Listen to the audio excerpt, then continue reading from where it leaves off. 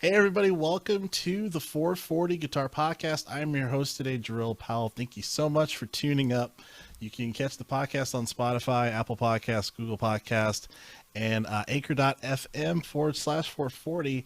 Be sure to follow the podcast as well on Instagram at the 440 Guitar Podcast to get updates on episodes coming out, checking out our videos and whatnot as well, to slowly grow that fan base. So feel free to do that. And then also, I always want to be sure to continue to grow the community and also to give a spotlight to artists that you think should be on the 440 Guitar Podcast that I should be able to speak to. So if you've been formally on the show, or if you know someone where, hey, this guitarist is great, I think he should really get a spotlight. I think Jerrell would be a great person to interview for him. Feel free to send me a message via Instagram at the 440 Guitar Podcast, or you can just email and you can go to the 440 podcast at gmail.com. So you're more than welcome to do that if you would like to do so. So, of course, you are more than welcome. Today is a very different episode. We are changing strings, if you will, on the 440 Guitar Podcast.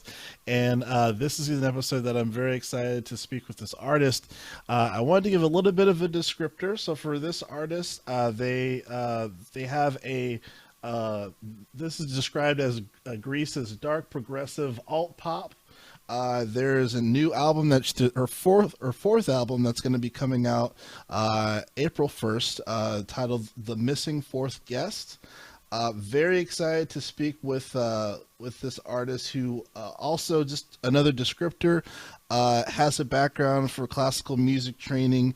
Songwriting is contrived within a pop yet progressive glitch, jazz fragment, cinematic, orchestral, electronic, industrial noises, and just many other things that can just be captivating for the human ear. The 440 Guitar Podcast is excited to have Lia Hide on the show. How are you? I'm fine. What an introduction. Wow, thank you. Oh, of course, of course. So how is it over there at this current time of day? I know it's a little early, a bit, right? I know we were talking a bit off air as far as some noises coming around. It's a noisy time of the day. It's 10 a.m. It's Mm, early, but it's okay. It's bright. It's mm, almost springtime. mm. Although there's been some notifications we might be having snow next week. Oh. It's a very weird winter. We get 19 degrees, that's Celsius, and then we go back to zero. So it's very Mm. weird. Wow. But it's a nice day today. It's very Yeah. bright and sunny. Wow. Wow. That's interesting. How often does it snow in Greece? Well, yeah, I understand people think that Greece is like, Mykonos and sunny Right. beaches and cocktails on the beach. It tends to snow pretty often lately. The Wow. past 3 or 4 years, we had a very big and, angry snowstorm Mm. a month ago. We had like a meter high snowdrop, continuous snowdrop for 2 days in Athens. It totally paralyzed the city, which is a Wow. 5 million city, a 5 million population city. So you can understand it was just disaster. Wow. So it tends to snow lately. Talk about climate change. We are almost tropical here. We have abrupt changes, a lot of rain, a lot of snow, and then sunshine and summer vibes throughout the winter. So it's peculiar, to say the least. Yeah, that's interesting. Wow, I did not know that. Wow, wow. Um, so on the 440 Guitar Podcast, we're really big on origin stories, how people got to where they are today, and to just go right into it. One of the first questions I tend to like to ask my guests on the show is, tell me about your earliest memory in music. Ooh, well, my earliest first one, just one. I Um, mean, it could be an assortment of a few things, the first few things. well, there was always music around in the house. My dad used to play the guitar in a very, well, kind of famous band back in the 60s in Mm, Athens. And my granddad, he was a blacksmith. He was working in, the very commercial and very touristic place downtown Athens where you go and buy your souvenirs. So he was working there, and he would always bring in small instruments, or he would play rembetico sounds in the house, and my mom would sing.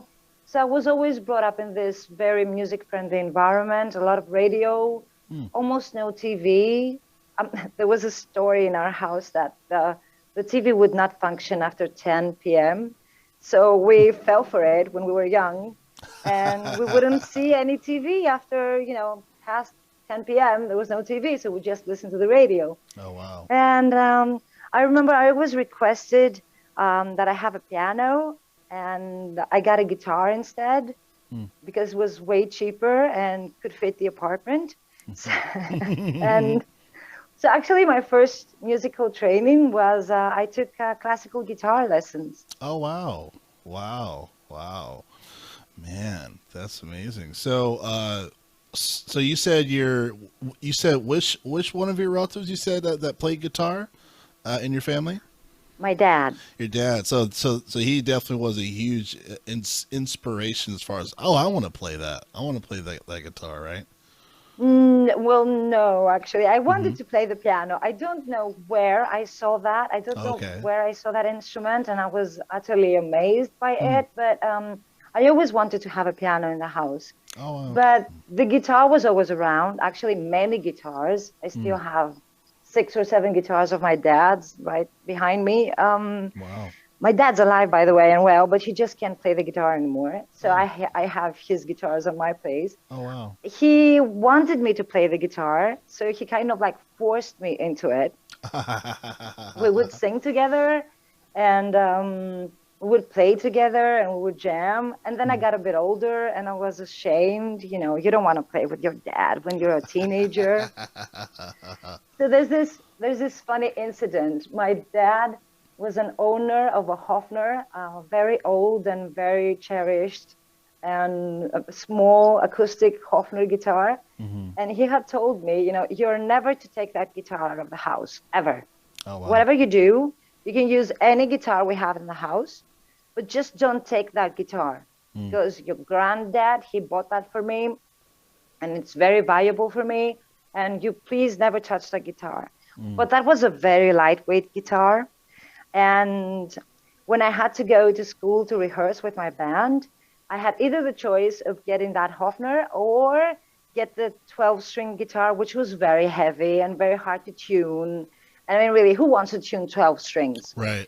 So one day I took that guitar with me, and I said, well, he's never going to know, right? Why is he ever going to know that I took the guitar with me? He was away for work. So I took his guitar. We had a rehearsal. And on the way back home, my guitar case and my school bag, they got somehow, I don't know, jammed into the elevator door. Oh, no. And I actually jammed the guitar between the elevator room and door. And well, you can understand how that goes. No. I smashed the guitar into 2 pieces, totally destroying it. I rang the doorbell. My mom saw me white as a ghost. She said, what is it? I said, I broke Dad's guitar. She said, no, you cannot really did that. He's going to kill you. So I grabbed the neck. I took it out of the case. I could feel the neck. And I said, well, no, I didn't really break it. I probably just squeezed it a bit. The neck is there. The body is there. The guitar must be fine. And my mom said, well, your dad never plays that guitar anyway. He's not going to know, and we'll fix it in the days to come. So my dad comes back from work, and he said, well, how was school? What did you do? Are you rehearsing? I said, yeah, everything's fine. He said, okay, show me what you're doing. Let me get my guitar. I'm going to play the Hofner. You get to play the Yamaha, and we'll play together. I said, well, Dad, why don't I do some math? Why don't I do some schoolwork? I mean, anything to get me out of that. He said, no. Show me what you're doing. I want to help you. And he reached for that guitar. Oh. And he knew what was going on. I think he didn't speak to me for a month. Mm. I couldn't lay my eyes on him for no reason. I was just so ashamed. Yeah. I fixed it. I found a very good technician and he fixed it. Mm. And he has it hanging in his room like a relic, like a ghost with no strings on. Oh It's like wow. hanging there in his bedroom to remind me that I should have never gotten that guitar out of the house that day. 20 years ago, but it's still there to remind me that I broke his guitar. Oh man, what a great story. How interesting. Man, man, man. Tell me about some of your, I guess, some of your influences, growing up as far as some musicians that, that you would listen to on the radio or what have you that, are big, people that inspired you musically. This is a very difficult question. We Mm. almost always tend to think that we have like a list of 5 or 6 people that we have to say Yeah. so that people can associate what we do with things they already know and are familiar with. Yeah. But I've actually listened to very diverse things in music. Like I was listening to not a lot of Greek music Hmm. because I really don't like most of Greek music that comes around. There's Manos Hatzidakis, though, who some of you might know. And there's this particular album he did with Quincy Jones back in Oh the wow. 70s. And that's a very big influence on me. It's an orchestral work, Mm. an amazing production, amazing orchestration. Mm. And then I listened to a lot of Ennio Morricone, the Italian film composer, Mm. but also a lot of John Williams and then Hans Zimmer and a lot of film music. Ah, okay. And then there was, I was growing up in the 90s. So of course Mm. there was a lot of Metallica and Guns N' Roses and then Nirvana Mm. and a lot of Alice in Chains, Mm. a lot of, Seattle, because that's where the weird and tough vocals were. But of course I had a sweet tooth for Kate Bush and Tori Amos and then Fiona Apple. Mm. And I then somewhere along the way I realized I loved King Crimson Mm. and anything that was progressive, Mm. like Emerson, Lake and Palmer. And I didn't listen to a lot of soul or dance music.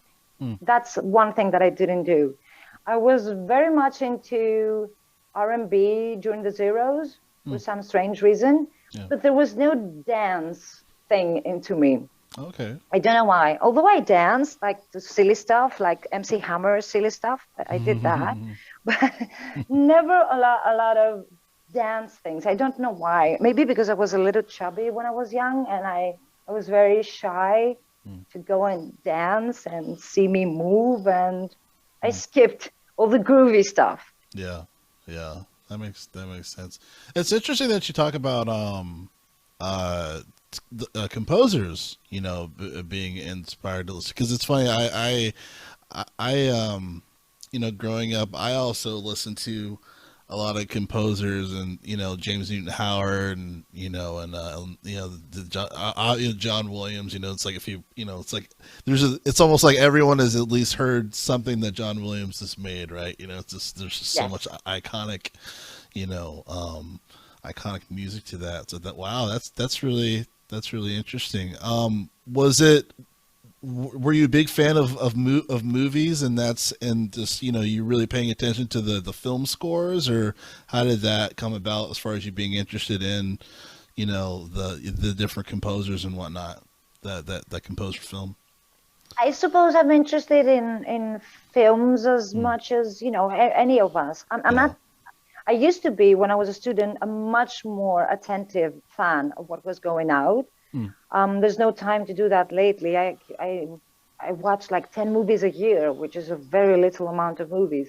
I Mm. think it was me and my drummer, George, who's playing on everything I've recorded ever in my life. Mm. We're friends since we were 14 years old.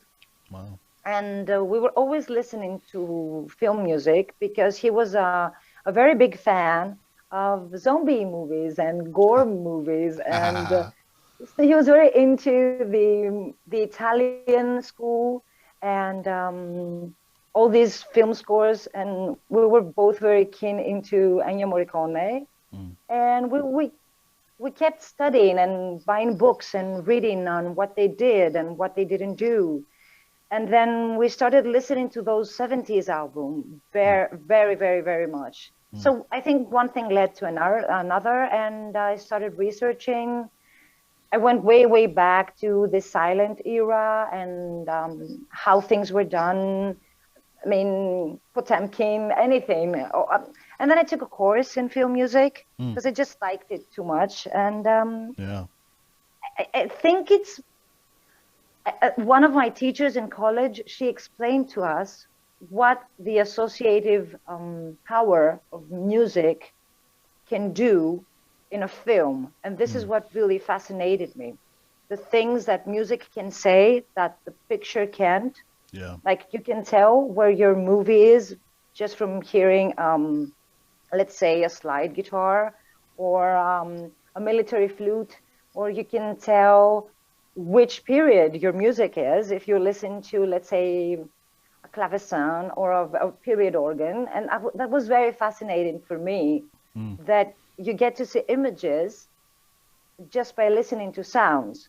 It Yeah. sounds like a very easy, like a very, yeah, of course you can.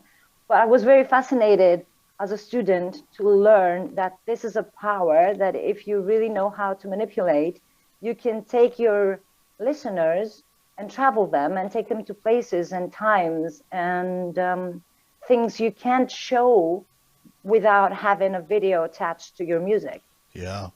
Yeah. simply with the sound.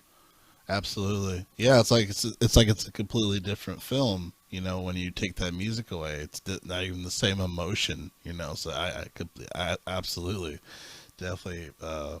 I'm a movie person too, so definitely when it comes to film score, it's so important. Do you feel that, having that passion and that understanding? Do you feel that kind of inspired, just kind of like how you make music as an artist and how you sing and how you perform as an artist? I think it's made me a very difficult client to Mm. when it comes to mixing our music. Ah. I think I'm driving our sound engineers crazy because I'm very fixated about the room and how to Mm. describe the room. I mean, we could talk in technical terms and describe reverb, but Mm. it's not just the reverb. It's like I'm very, very obsessed with creating weird rooms and weird acoustics and having the feeling, like in this album I was trying to create a very weird impression that you are in the room with us, Mm. but this room has not specific dimensions. It's not too wide, but it's not too intimate, but it's very high ceiling and it's very deep in a way. Mm. And I think this is what I got from films and from film music. I'm trying to imprint these impressions into the music by manipulating space with, reverb and delays and all these nice panning effects we get to have with technology. Mm. Wow, that's really interesting. I haven't heard anyone discuss like the sonic reverb of how they want it to feel, and then kind of describing it the way you did. Where like I want the listener to be like I'm in this specific room, and I need the reverb to feel this way. Like me as an artist, I understand that entirely. But probably as the engineer's like, okay, I kind of get it, but what do you want me to do? Well, yeah, if that's not a tricky question, well, we usually tend to Mm. communicate with our sound engineers with Mm. examples, right? Yeah. Like they say, like, bring in an example, and I'll just copy that. Mm. But then when you bring in an example, you don't want to copycat that one. You want to research that and take Yeah. it further. Yeah. So I had always there's this album by Tori Amos. It's from the Choir Girl Hotel, and she's the producer in that album. Mm. And she's doing this very weird thing. Like her main vocals are right next to your ear. You can almost, scratch her off your back in an annoying kind of way, like, go away, Tori. And then her backing vocals are coming and, dancing around the room, and then coming front and going back. And suddenly, because that was an album she wrote because she had lost a child, I kind of felt like I was in a very big uterus, like her belly was empty with no child, and I was swirling around that room with liquid in it and with voices whispering in my head. So I had the need, if I get to feel like this, I want to make my listeners feel like this. I Wow. want them to be able to experience things, whatever it makes them feel. It's a very personal experience, but I just wanted to be able to manipulate this and create sonic images out of that. Wow. I love that. That is so interesting because it's funny. I think very visually too.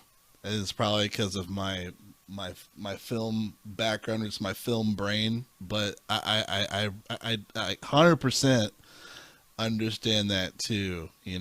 So that's so interesting.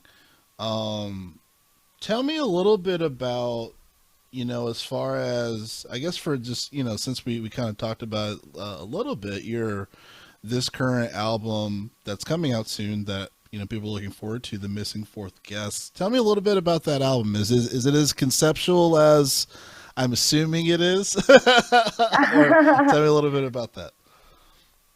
Well, if there is a concept to it, it's that it was all written during the quarantine, Mm, obviously, since we're all been stuck in our houses for the past 2 years. yeah. Um, the title could be not misleading. The title could be implementing a concept. The We were actually forced into a concept because we had the songs. They were all more or less discussing the same idea. We lost friends, we lost family. Mm, A lot of good people around us died or suffered greatly from COVID, and mm, we celebrated nothing, birthdays and New Year's Eves and even funerals. They were all dressed in the same manner. Us mm, sitting in the dinner table on our desk or watching Netflix or anything. So it was more or less about the isolation and mm, us feeling helpless. But then we didn't want to give up and we didn't want to give in. So we started discussing about imprinting what we are thinking into video. mm, We ended up filming our videos in two different hotels, which were, one of them was abandoned and the other one was closed during the lockdown. mm, So while speaking to the director, he said, is there a concept behind this? You guys just filming videos in hotels? And we said, well, probably we miss being in hotels because we were touring a lot and now we're stuck at home. mm, So maybe that's an idea.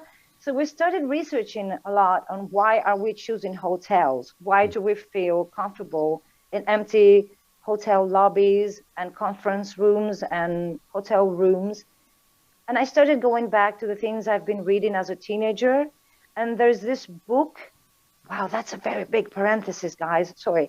So mm, there's this book by Plato that's called Timaeus. It's one of the dialogues that's before Socrates' trials. mm, And in this book, Timaeus and Socrates and some other people are joining in for dinner, mm, for a symposium, for a discussion. So the book opens up and Socrates asks, so where is the missing fourth guest that was with us yesterday so we can resume our conversation? So from where we had it pending left, we had it, waiting upon us. And Timaeus says, oh, Socrates, he's not coming in. He's been taken ill. mm. And I said, wow, it's COVID. He was being taken ill and Right. there's a missing fourth guest. So I went into further reading and I researched what the missing fourth guest was about. And there's this scholar who claims that the missing fourth guest might actually be a mathematical standard that if it was applied to a mathematical sequence concerning the string theory, it would be actually a totally different new thing. And if back in the Renaissance, people had investigated that in a different way, the entire Western music would have a totally different sound and new intervals. And Wow. that just blew me away. I Whoa. said, we have a theme. That's it. Here we are. Wow.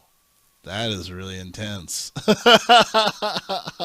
I love how I know. much research you do for your projects. Like that's really wild. Wow. Wow. Can you tell me a little bit as far as just like some of the other experiences you had working on the album? Uh, it was it was the first album we ever mixed online. Mm, It was mixed by Ian Shaw at One Fuzz in Key West in Florida. mm, So it was very difficult. We were in Athens, he was in Florida, and we would email each other, and we transfer files, and we would have Zoom meetings, and mm, then we would have the best intentions, and then it wouldn't sound like it was supposed to. It was very difficult because you're not mm. in that room. Yeah. And it's not Friday night, and you just wrap up the mix and you have a glass of wine and say, that's a wrap, folks. Congrats. We make it. No, Mm, you get to listen to it again and again. And then it's a week after, and you reopen the mix, and it's back to zero, and you have to restart. mm, And probably you did a minor, tiny little mistake that I did, exporting the files, and that's a different bit rate. And then it creates this weird effect, and you're like, wow, that was an accident. Do we keep it? Do we let it go? So it was a very weird thing mixing online. And mm, Ian is using Pro Tools. I am using Cubase. mm. And the new I use Cubase Cubase was too. I feel like it's I really love Cubase. I feel like okay. more artists need to use Cubase. I just everyone I talk to they use Pro Tools or Logic. I'm like I love Cubase, but this is a side note. Which version are you using right now? Because I want um, to kill people at Steinberg right now. The well, updates. I mean, really, people. I need to up. Well, I have Cubase 11. I need to use the. I'm on Elements. I need to upgrade to Artist, but that's the next step. But Oh, you're on Elements. That's great. I'm on Pro, oh, and great. so the funniest thing happened to Cubase users out there. Please help. So, uh, second month we've been using Cubase. I love Cubase because it's the easiest thing for editing. If you're Mm, editing audio, feel free to yell at me, but Cubase is nothing. So it's so easy when editing WAV files and audio files. mm-hmm. And all of a sudden, during the second month of arranging and preparing the files, I lost crossfade. I couldn't crossfade anymore. Really? I was going into forums, texting Steinberg, and I was like, I can't crossfade. It's your most valuable thing, your easiest tool. I press the X and nothing happens. So I did all the edits the old way. Oh I would wow. duplicate channels, fade in, fade out. I would be working in the 17s with the tape machine would be easier, but we Mm. made it. Okay. Wow, wow. Yeah, that sounds daunting. Yeah. Yes. Man, I'm man. going to format that PC and reinstall Cubase, and it's going to fix it. But that was a piece of art there. It Wow. really got me going. Yeah, I bet. Tell me about the writing process of the album. Do you feel like, given the state of affairs, that it kind of that you approach writing the album a different way, as far as the lyrics and whatnot? I never write the lyrics up front, Hmm. although I'm trained to. I took my second master's degree was on songwriting. I took a master's degree at Bath Spa University, and was very, very, very enlightening, mind blowing, and it made me structure my work in a totally different way. Hmm. But still, I never start with the lyrics. It Hmm. usually is a sonic idea that comes into my mind. It could be a loop, it could be a sub bass drone, it could be a noise from outside my window. So I have the, I think it was back when I did music technology one, Mm. that our teacher made us create loops. He said, go out and sample things and bring them back and do industrial loops out of everything. I'm Mm. basically working on that concept still. I am figuring out an idea that I like. I loop it. I probably duplicate it, and then I start jamming on top of it. Mm. And working with the boys, Aki bass is on bass and George is on drums. So working with the boys and being on lockdown, we were all in the house constantly. We are neighbors. We get to spend a lot of time together. So this was a process where they would also bring in a lot of ideas. I would Mm. cook and prepare like a snack or bring in the beer, and they would jam on top of things, and we would record on our phone or our recorders on the, I would press rec on Cubase, and it was all a process of capturing the moment, and then I would sit down and structuralize things and try to figure things out and remove things.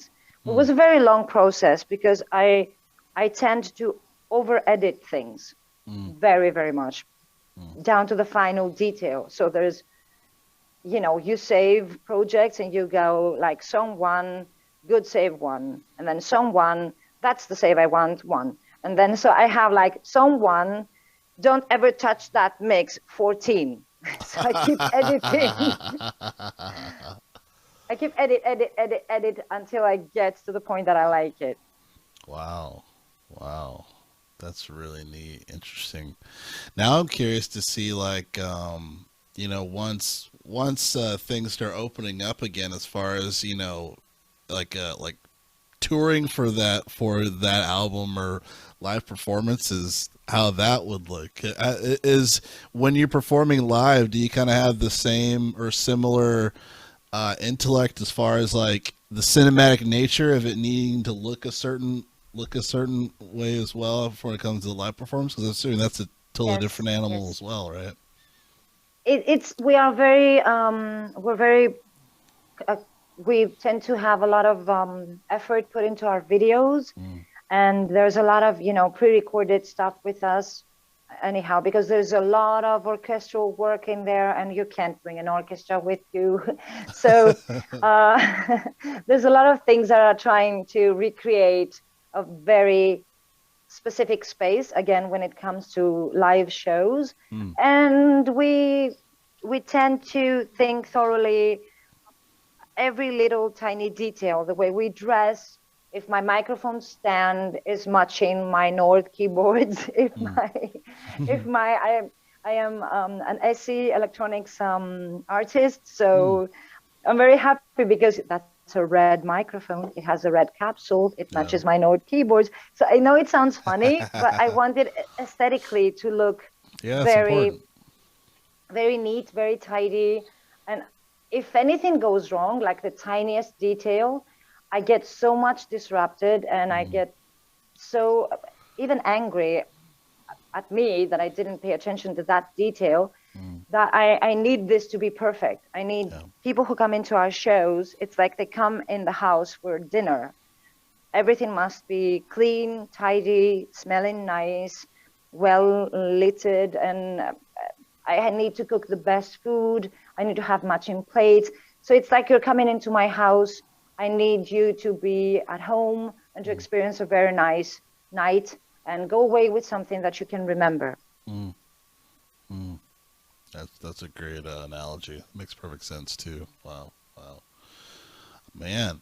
Um I guess one of the last things to ask you, was there any type? Was there a song, a specific song on the project that was most memorable to you as far as creating it from start to finish? All of them, each Mm. of them have a very peculiar story, Mm. but let's talk about the most difficult one. Okay. So the most difficult song in the album is Niobe, Mm. which is Niobe in Greek.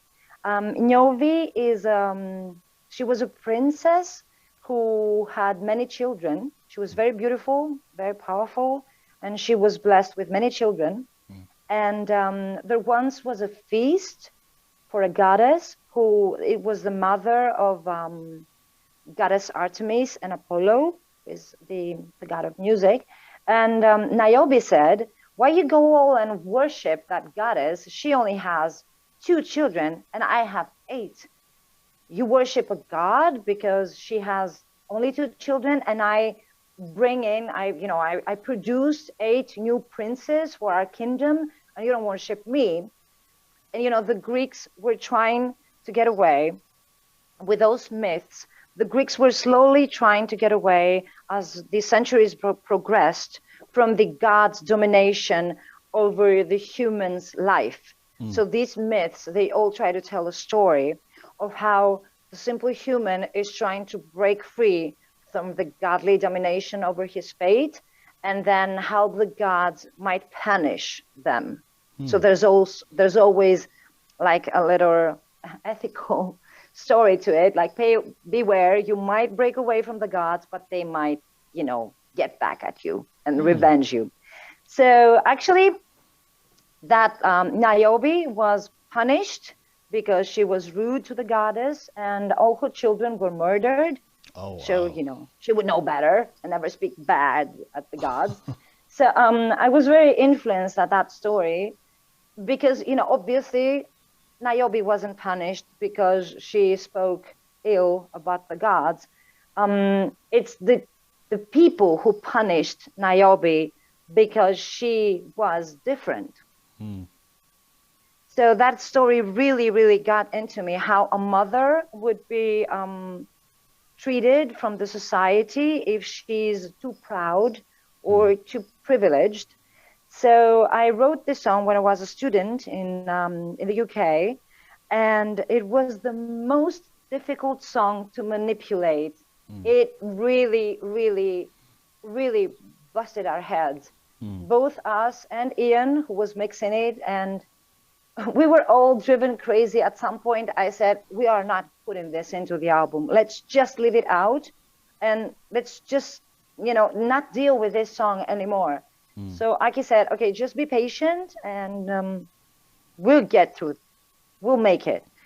It's still, when I listen to it, I know it could have been better, but we got to a point where we said, enough. We're driving each other crazy. That's the best we can do, and this is how it's going to go. So there actually is a song in there where I know we could have done better, but I don't know how we could have done it. Yeah. That's really interesting. I get that too, and that's hard to, even just as a musician and as an artist, like it's hard to one, like, be okay with that being a part of your art. It's like if you paint a picture, and that part of the painting, you're like, oh, that made a mistake there. It's like, I don't want this to be up in the first place, but everything else looks good and it connects. And so, that I could see that being a challenging decision for all of you guys. So that's, wow. That's really powerful. Interesting. So the one thing that you said that was interesting to me was that you said that you wrote the song when you were a student. So this is an old song. This is an older song that you wrote a while back, right? This was the only song that was written 7 years ago. That was my second master's degree. So I went back to school when I was older. So, okay. I got my songwriting degree. I think I graduated in 2007. So it's not that old, but it's old. Okay. Wow. Yeah. I mean, even what you talked about as far as the process of bringing in samples that you're recording yourself, and, and implementing that, into writing, that's such a powerful and interesting exercise, and it makes a lot of sense too. It's, I feel like the more I dabble and play music and everything, it's like, and create music, it's like that makes a lot of sense, especially today in the digital world where we have, now we are in a state where we have people that own licensing to older music that people are sampling for their music, but now they have to pay somebody else, So, I've had those moments where I'm like, I'm just gonna make it myself, so I don't have to pay anybody. Why not? Why Yeah, not? yeah. But I understand people who use samples. Oh yeah. I understand that kind of music. I even understand people who go and create on ready-made loops. Like there's these loop channels now where you can have a four-chord song, Mm, and they even have little, little anchors on YouTube where you can go to the bridge and you can go to the chorus. mm, And I understand that. I mean, I think that when you get to the creative process, whatever works for you mm. is fine. Yeah, You should be, though, very careful and not steal people's work yeah, because someone, put some really hard work into that. yeah. But then again, I am one of those people that I studied classical music later in my life. Mm, I wasn't one of those people who were into classical training from a young child. I decided to be a musician when I was 21 years old. So I went into college later, mm, and I realized I was one of those people who said, I used to be one of those people who would say, I don't want to study music because studying music is going to take away from me my raw potential and my true creativity. I was one of those people. And then I realized that there was, I couldn't go further, that I couldn't, there was things in my head. I think that happened when I listened to King Crimson's Red album. mm, And I started reading about the scales and I started understanding what is it that Robert Fripp does. mm, And I realized that I can't figure this out. And I said, I need to study music. I mm, need to understand. I don't want to be deprived of that knowledge. So maybe I should go back to school. And mm. so I'm trying to say is if people need and feel the need that they need to have more information and they need to expand their knowledge, don't feel bad about it. And Yeah, no, YouTube videos is not going to teach you everything. right. It's okay to go to a teacher. It's okay to go back to school. It's okay to admit that you studied music. Yeah. I understand that it's very hype and it's very nice to say that I did it all myself. I'm like the Beatles. I don't know how to read music. Okay, but like my viola teacher used to say, if you're not related to Mozart, then you probably can't do that. So if you're Ah, not related to John Lennon or Mr., or any one of the Beatles, wouldn't you study music? It's not going to hurt you mm, yeah, yeah, if you yeah. need to know more. I know. I 100% agree, especially because it also, like you said, as far as it kind of one, it paints a picture of what they're doing from a technical standpoint, but then it also paints a picture of perspective. This I always think of like people today still analyzing like John Coltrane's Love Supreme or trying to understand what Charlie Parker was doing here or Art what Art Tatum was doing through his chord progressions and how it was like groundbreaking and like and before its time and understanding that. So it's just I 100% agree. Education is so important. And it just makes everything it makes everything better when it comes to understanding Yes. things. And So I agree with both schools of thought. I agree that Ella Fitzgerald learned how to improvise by listening to the brass section and to the mm, saxophones improvising. I understand, but way back then, we didn't have structural educational systems. right. And if you think about it, well, Art Tatum, he went and he really researched things and tried to bring in new ideas. Mm, And if you listen to Quincy Jones's interviews, wow, a lot of studying, or yeah. Oscar Peterson, a Yeah. lot of studying. Okay, Oscar Peterson was a student from way back when he was young.